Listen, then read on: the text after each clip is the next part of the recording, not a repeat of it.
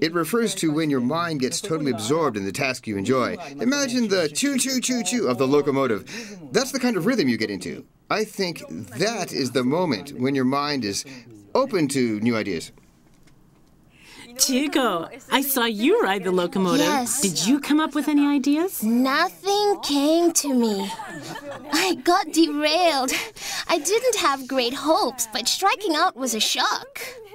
Worse, when I told Wakabayashi-san that nothing came to mind, he said I had a weak foundation.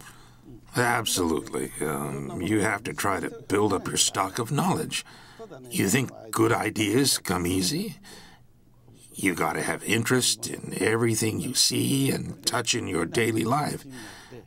Be curious and keep a stock in your head. Take a nut, for example. You put this nut together with something else. If that doesn't work, then try another item, and so on.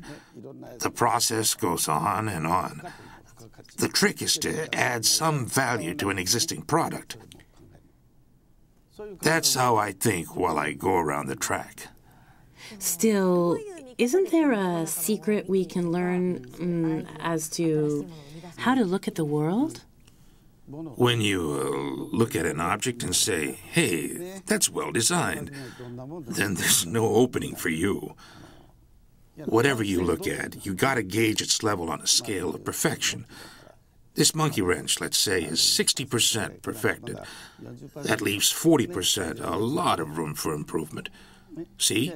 If your attitude is that this wrench is already well enough designed, then that's it. No ideas will come to you. None at all. Although Wakabayashi-san is very proficient in inventing things, he's not without concern. The next power pot point is... you need devotion to ideas! 35 years have passed since Wakabayashi founded his business. All along, he has alone steered the company. So now, he has a big worry. When I retire, who's going to develop new products and maintain our firm's edge? That is my concern. And that is why he has directed his employees to try and come up with a unique new product by themselves. This time, I leave the process to you. Work up as good a proposal as possible. From his business associates, Wakabayashi receives all kinds of requests to solve their problems. A current hot topic is tamper-proof nuts. These days, incidents of people tampering with nuts, removing them with tools, are increasing. Hoshino is an employee who has been 8 years with the company. He has proposed many product development projects so far, but... in almost every case, my ideas have met rejection. They didn't satisfy the president.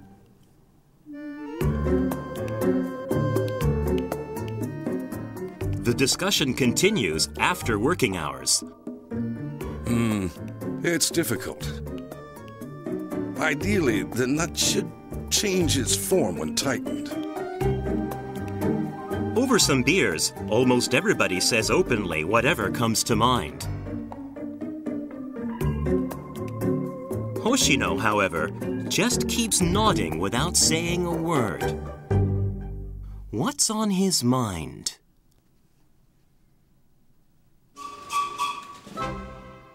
Wakabayashi does his usual thing.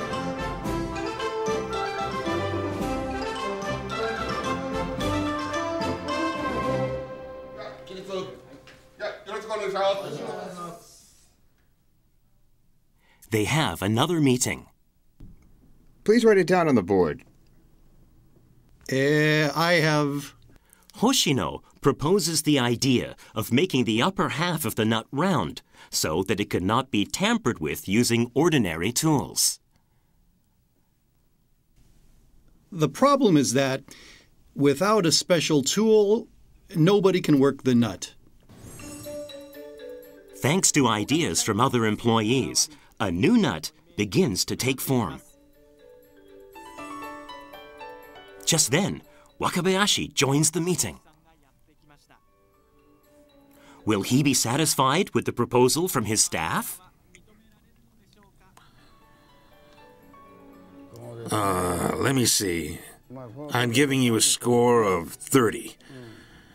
You won't be able to satisfy our customers unless you add more value to this.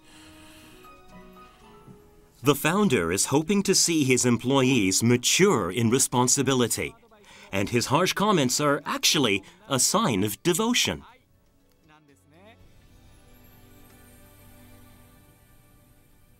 A score of 30?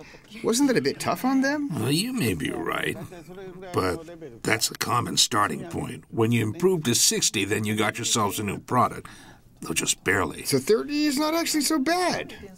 You take it as a normal starting point. Right, that's how I see it. So it means they're over the hump. The team made a decent proposal. Exactly. If you haven't got a foundation, you can't build. Their idea wasn't so bad, but it needed further development here and there. Later on, the team actually reached a score of 60. Oh, I see. So, how do you envision the future of the business? Although our knowledge base is still thin, as we continue to work on things, we start to see stuff. The nut appears very simple, but it is actually super sophisticated. There are university professors out there studying for a long time, but they still haven't clarified everything. It's the same all over the world. The nut is actually the hardest thing to study. As for my firm, we've got to keep offering products people need. If we fail to do this, there's no future for us. Do you see any room for improvement in terms of manufacturing? You better believe it. I grade our current effort only an 80, 20 down from perfect. You're giving your hard lock nut only an 80? That's right. You gotta keep on looking at things. Soon enough, you'll find a shortcoming or two. At that point, jump in and correct them. Then I assume you will be thinking about shortcomings tonight on board that locomotive, right? Bingo. After I go around 10 times, there'll be something to work on, I'll bet.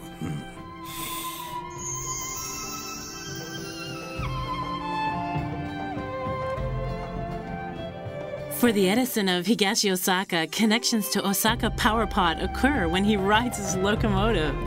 Isn't that something? The key to Wakabayashi-san's ability to harness new ideas is his playful train ride ritual. However, it is not unusual in that. Everybody has a ritual that leads to creative thinking if you look at it carefully. Watch people when they're feeling blocked. You notice they will abruptly shift their focus to something unrelated. They'll go shopping or cook or whatever. The difference is whether the shift is conscious or not.